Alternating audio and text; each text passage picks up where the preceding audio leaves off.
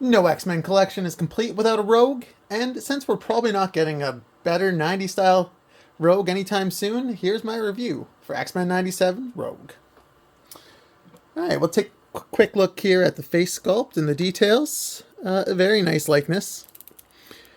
Now, unfortunately, the jacket's not a brown color, it's the green color they used in 97, but it's still going to look really nice in a Gimli display, regardless of that color swap. This is one of my favorite figures from the line, but it's kind of biased because I really like Rogue. So, yeah, I have a lot of fondness for this, although I do have a bit of gripes, which we'll get into. So we'll check out what she comes with, which is one of the gripes I have, because it's pretty bare bones. She has a ungloved hand to display her powers, so she can reach out and touch someone. And then another alternate hand for the other hand where she's holding the glove. Those are the only alternate hands she came with. So, unfortunately, they could have put in 2 widespread expressive hands with the gloves on. I think that would have been bare minimum at this point. This figure literally comes with nothing.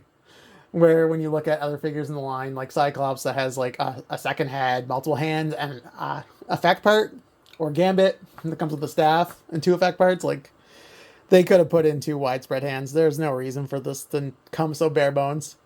But yeah, so that's my first gripe, and then we'll get into articulation where we'll see more. All right, so the head's what you'll probably expect from a Rogue because that hair, that gorgeous hair. She actually she gets a lot more of it than I remember. You can't get much back. Like she can't lean her head back too much. Like that's as much as you'll get. A lot forward though. Like she can stare at the ground all day. And then onto the arms. There is no double jointed elbow, but that's because of how they sculpted the jacket. Which, yeah, I don't know.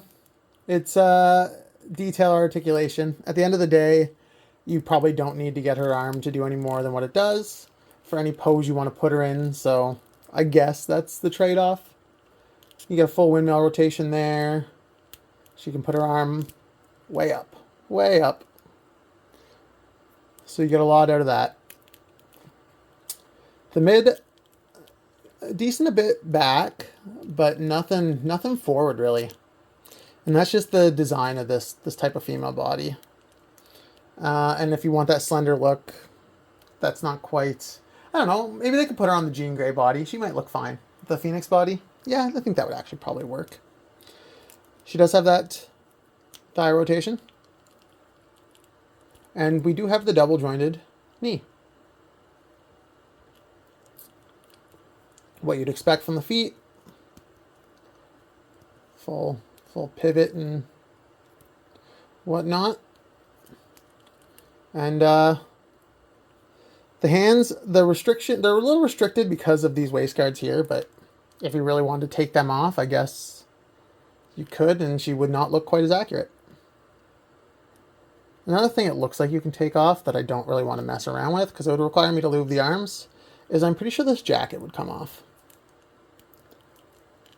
Yeah, I don't want to take her arm off. I don't want to risk breaking it. I like this figure too much, even though I just complained a lot about it. I love my Rogue. But yeah, it looks really nice. It's as much as I gripe. The face sculpt is perfect. Like, I don't think they could have done any better. Maybe a little better, but... So I'm going to do something I don't normally get to do in my reviews because I don't own a lot of duplicate figures. But I'm going to compare her to the one other Rogue I have. But yeah, obviously this is my favorite of the 2 Rogues, but yeah, she's definitely a little taller. Or is that because her head's leaning down maybe? No, that's the Brotherhood Rogue is slightly taller. Interesting. Alright, let's take a look and see what Rogue looks like in a collection with the other figures.